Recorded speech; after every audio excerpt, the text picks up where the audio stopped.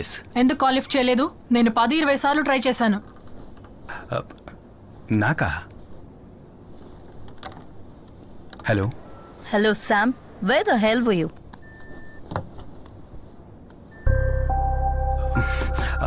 Ma'am నేను ల్యాబ్లో కొంచెం బిజీగా. వెంటనే హాస్పిటల్కి వెళ్ళి ఆ సైకియాట్రిస్ట్ దగ్గర లెటర్ తీసుకో. అండ్ వన్ మోర్ థింగ్, ఇంకో మెంబర్ని కూడా ఈ టీంలో యాడ్ చేశాను. And she will be working with you as forensic assistant. Phone తనకివ్వు. Okay ma'am. Hello Shikha, note down my number. Sure ma'am. Ma'am మీరు కాస్త హోల్డ్ చేయండి, నేను నోట్ చేసుకుంటాను. చెప్పండి మ్యామ్. ఇది నా landline number, note it down. Okay.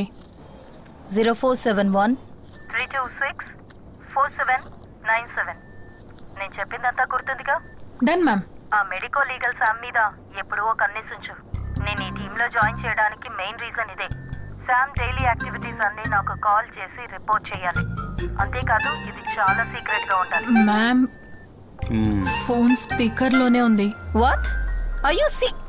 Cut the call you idiot. స్పైవా నువ్వు?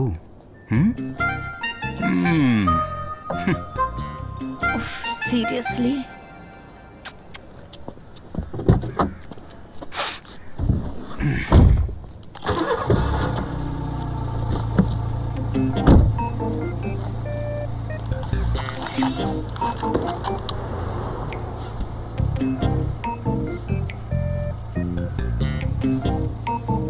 డిపార్ట్మెంట్ వెహికల్ కాదా ఇది? సీట్ బెల్ట్ వేసుకోవట్లేదా? నాకు అర్థం కాలా. సీట్ బెల్ట్ వేసుకోకపోతే యాక్సిడెంట్ అయ్యేటప్పుడు ఎయిర్ బ్యాగ్ ఓపెన్ అవ్వదు. Got it? అదంతా తెలుసు. నువ్వెక్కడికి? నేను సైకియాట్రిస్ట్ దగ్గరికి వెళ్తున్నాను. మరి నువ్వెక్కడికో?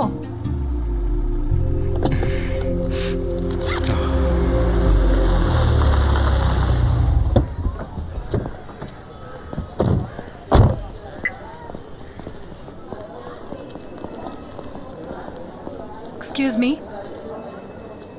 డాక్టర్ అల్ఫాన్స్ కురియన్ రూమ్ ఎక్కడ? B block. B block. Thank you. Okay. Wait.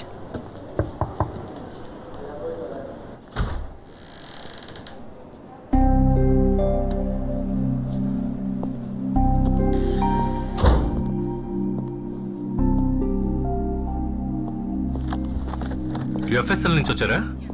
Yeah. కూర్చోండి. రితిక కాల్ చేశారు. Tell me. కీర్తి రిపోర్ట్ మాకు దొరికింది, కానీ మీ లెటర్ కూడా కావాలి. ఈ కేసుకి అదే సాల్వ్డ్ విట్నెస్ కదా. అమ్మాయి మైనర్ కాబట్టి మేమే డైరెక్ట్గా రావాల్సి వచ్చింది. చూడండి, రితిక క్వశ్చనింగ్ తర్వాత నేను కీర్తితో 2 hours సెషన్లో కూర్చున్నాను. చెల్లెలు కనిపించలేదన్న ట్రామా తప్పితే her mental condition is perfectly fine. Okay, అయితే కీర్తి వాంగ్మూలాన్ని నమ్మొచ్చని మీరు ఒక లెటర్ ఇస్తే. షూర్. నాకు ఆ కేసుకు సంబంధించిన డీటెయిల్స్ పంపండి. Okay sir. అది నేను ఇప్పిస్తాను సార్.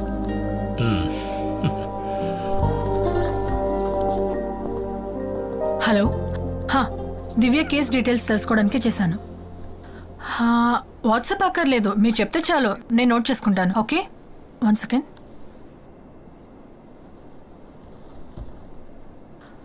అదొద్దు, మీరు చెప్పండి. 0.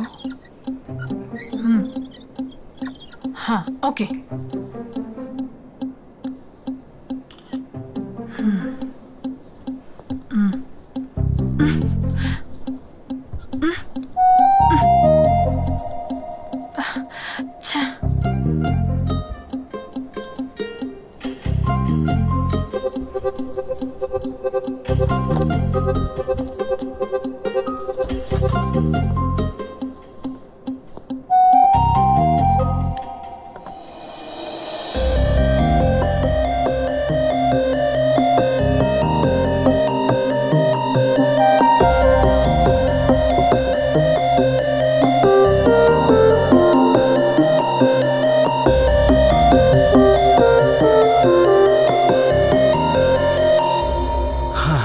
మార్కర్లో ఉన్నది ఆల్కలిన్, కాఫీలో ఉన్నది యాసిడ్. యాసిడ్తో తుడిస్తే ఆల్కలిన్ని బ్రేక్ చేయొచ్చు. చాలా సింపుల్, అంతే. అంతే కదమ్మా? తీసుకోండి. Thank you. By the way, మీ పేరేంటన్నారు? నా పేరు Samuel Johnson sir. Samuel Johnson అంటే ఇబ్రహీం సార్ యొక్క వారి మనవన్నే నేను. తను సేవియర్ జోన్ నా అన్నయ్య సార్. నేను తనకు బాబాయ్ అవుతాను. Okay okay sir. Thank you. Thank you.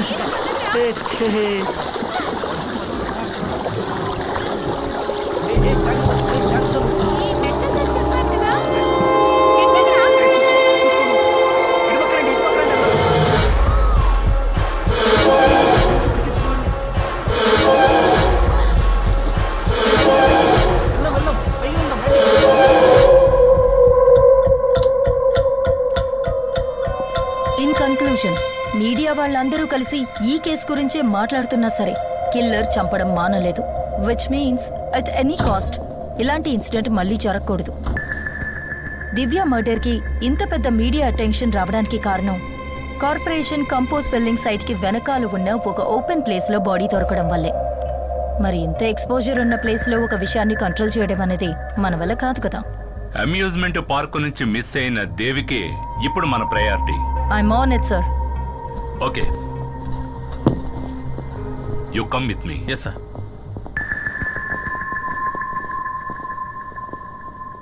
ఎనిమిది గంటలకి రావాలని స్పెసిఫిక్ గా చెప్పాను కదా. అది కాదు, అదెలా మేడం? మీరు చెప్పినట్టు ఆ కార్పొరేషన్ రీపుల్లింగ్ సైట్కి వెనకాలే ఈ సైట్లోనే ఈ బాడీ దొరికింది. బాడీని డంప్ చేయడానికి ఇంతకంటే పర్ఫెక్ట్ అయిన స్పాట్ ఆ కంపోజ్ బిట్ కదా. మరి కిల్లర్ ఎందుకు దాన్ని యూజ్ చేసుకోలేదు? బాడీ దొరికిన స్పాట్ ఆ కంపోజ్ బిట్కి మధ్యలో ఉన్న ఒక కాంక్రీట్ వాల్ దగ్గర ఇంచుమించు 5 feet హైట్ ఉంటుంది, అవునా? అంటే సపోజ్ 5 feet హైట్ ఉన్న ఈ గోడకి అవతల వైపు దివ్య బాడీని పడేయడానికి ఫిజికల్లీ కిల్లర్ వల్ల కాలేదంటే ఇక్కడే థింక్ చేయాలి. దివ్య డ్యాన్స్ క్లాస్లో ఉన్న తోటి students, water theme park security, ఇంతకు ముందు కేసు సంబంధించిన సాక్షులు కూడా ఆ ఇన్సిడెంట్ జరిగేటప్పుడు ఆ ప్లేస్లో అనుమానించే విధంగా ఎవ్వరూ మాకు కనపడలేదని చాలా ఖచ్చితంగా మనకు చెప్పడం జరిగింది. అయినా కిల్లర్ అనుకునేది చేశాడు. హౌ?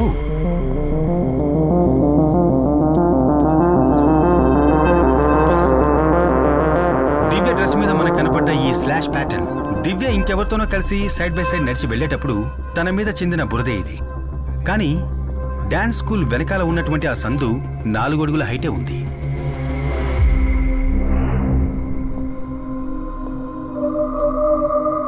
ఈ లెక్కన చూస్తే 4 అడుగులు మాత్రమే ఉన్న ఆ నేరో ప్యాసేజ్లో నడవగలిగిన 5 అడుగుల హైట్ ఉన్న గోడకి అవతల వైపు బాడీని పడేయలేని పిల్లల మధ్యలో మనం గమనించని ఒక వ్యక్తే మనం వెతుకుతున్న హంతకుడు.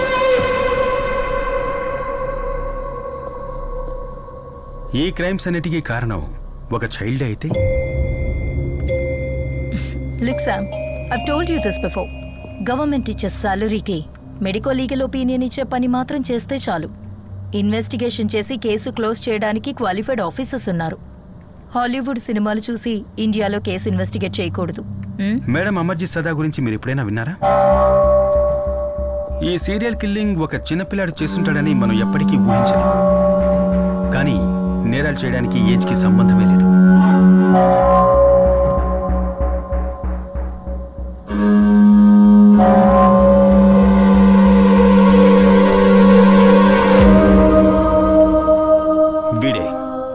సుర్జిత్ సదా సీరియల్ కిల్లింగ్ విషయంలో మొట్టమొదటిసారిగా అరెస్ట్ అయిన చిన్న కుర్రాడు. వీడి వయసుందో తెలుసా మేడం? 8 ఏళ్ళు. వీడి సొంత చెల్లెలతో సహా వీడికంటే వయసు తక్కువలో ఉన్న ముగ్గురిని ఇటికిరాయితో దారుణంగా తల పగలగొట్టి చంపి అరెస్ట్ అయ్యింది ఎక్కడో యూరోప్లోనో అమెరికాలోనో కాదు మేడం, ఇక్కడే మన దేశంలో, బీహార్.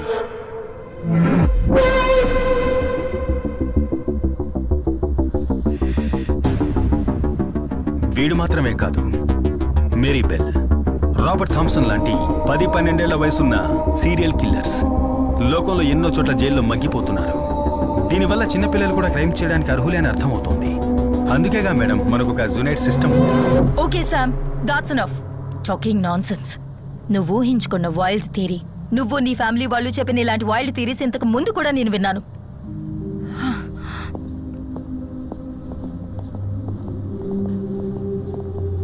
మీ మధ్య ఇంతకుముందే పరిచయం ఉందా?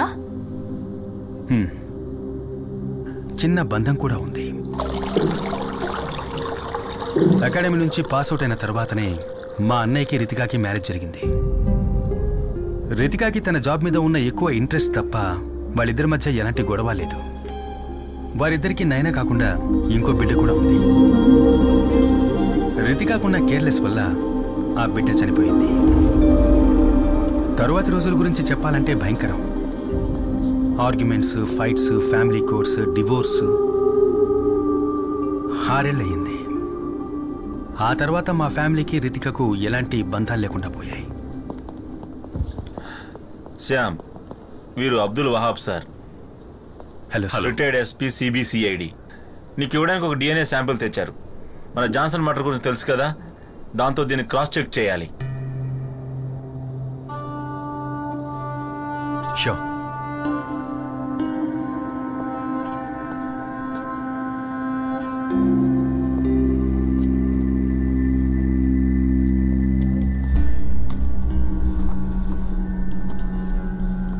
సార్, ఇది ఎవరి DNA సార్? ఇది ఈ స్టేట్ క్రైమ్ బ్రాంచ్ చరిత్రలోనే మేము కోల్డ్ స్టోరీ చేసిన ఒక ప్రమాదకరమైన కేసును పట్టుకోవడానికి హెల్ప్ అయిన లీడ్ ఇది. రితికాకి తన కెరీర్లో ఫస్ట్ కేసు ఇది. నా రిటైర్మెంట్కి ముందు ఇదే ఆఖరి కేసు. 2010 మొదట్లో మన సిటీ అవుట్స్కట్స్లో ఉన్న బర్మా కాలనీలో 8-11 ఏళ్ల మధ్యలో ఉన్న పిల్లలు కిడ్నాప్ చేయబడ్డారు. ఆ తర్వాత వాళ్ళ డెడ్ బాడీసే దొరికాయి. ఆ విక్టిమ్స్ బాడీ మీద ఉన్న గాయాలను చూసి కిల్లర్ మోడ్ ఆఫ్ ఆపరేషన్ అవన్నీ కలిపి ఆ కిల్లర్ తాలూకు విక్టిమ్ ప్యాటర్న్ మేము తయారు చేశాం. అది బేస్ చేసుకుని ఈ కిల్లర్ నెక్స్ట్ ఏరియాని ఎప్పుడు అప్డేట్ చేస్తాడనే ఒక టైం ఫ్రేమ్ని మేము పిన్ పాయింట్ చేశాం. ఈ బర్మా కాలనీకి వెళ్లే రోడ్లన్నీ మూసేసి మేము చేసిన వైట్ సెర్చ్లో అక్కడ ఒక రోడ్ సైడ్లో పార్క్ చేసిన స్కూల్ వ్యాన్ నుంచి డ్రగ్స్ ఇంజెక్ట్ చేయడం వల్ల స్పృహ తప్పిన ఒక పాప దొరికింది. ఆ తర్వాత కొన్ని రోజులకే ఆ స్కూల్ వ్యాన్ డ్రైవర్ అరెస్ట్ చేయబడ్డాడు. ఇతనే ఆ driver.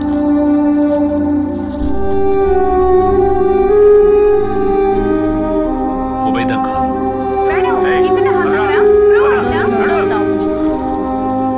Burma colony serial killer arrest అయిన వార్త పేపర్స్లోనూ ఛానల్స్లోనూ బాగా పాపులర్ అయింది.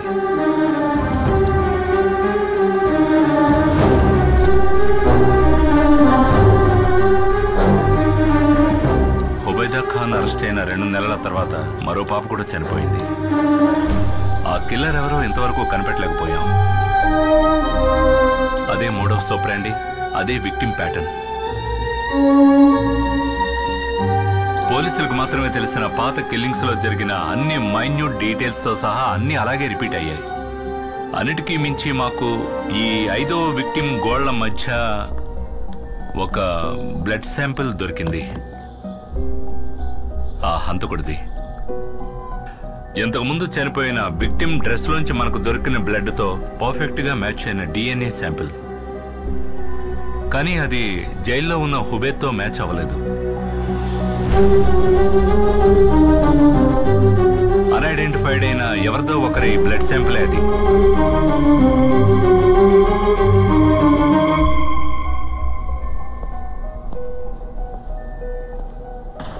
Okay madam.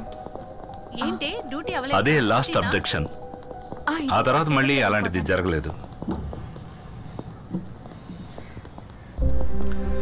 But the message was loud and clear. మేము అరెస్ట్ చేసిన వాడు హంతకుడు కాదు. డిపార్ట్మెంట్కి అంతుపట్టని ఆ కిల్లర్ డిఎన్ఏ ప్రొఫైల్ ఇప్పుడు నా దగ్గర ఉంది. I have run hundreds of DNA test. కానీ మన చట్టానికి ధర్మానికి బయట ఆ హంతకుడు ఇంకా బతికే ఉన్నాడు.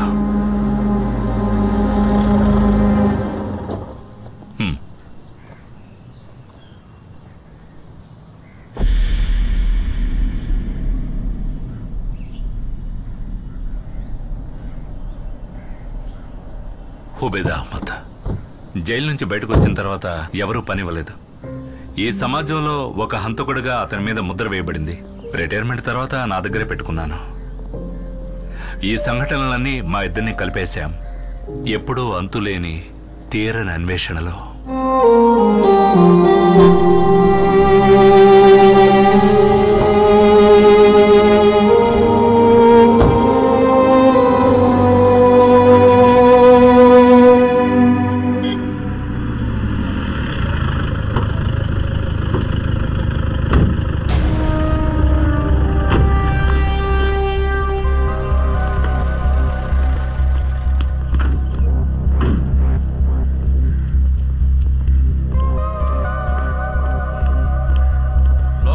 సంబంధించిన కార్యకర్త వీళ్ళ ఆపోజిట్ పార్టీ వాళ్ళు అక్కడ ఒక కర్ర పాతి దానికి జెండా ఎగరేశారు. ఎవరో లేని టైం చూసి దాన్ని చించడానికి పైకెక్కాడు. అప్పుడు ఇతను ఒక సంఘటన చూశాడు మేడం. వినోద్, నువ్వేం చూసావో మేడంతో చెప్పు.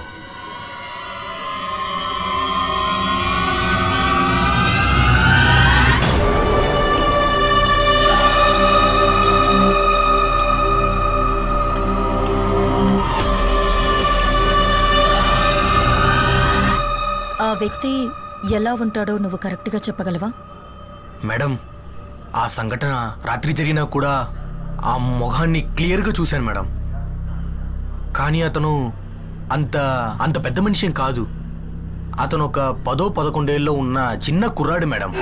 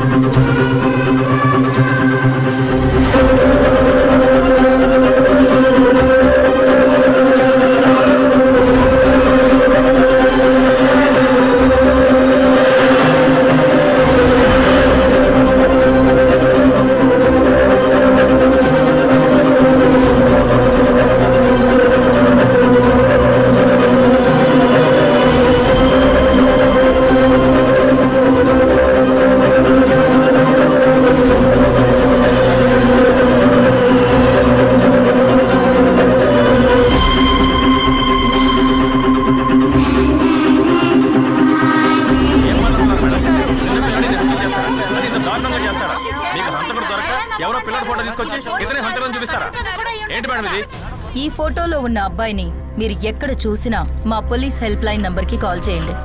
ప్రెస్ మీట్ తర్వాత ఈ ఫోటో డిజిటల్ కాపీని అన్ని ఛానల్స్ కి పంపిస్తాను. Okay, that's all.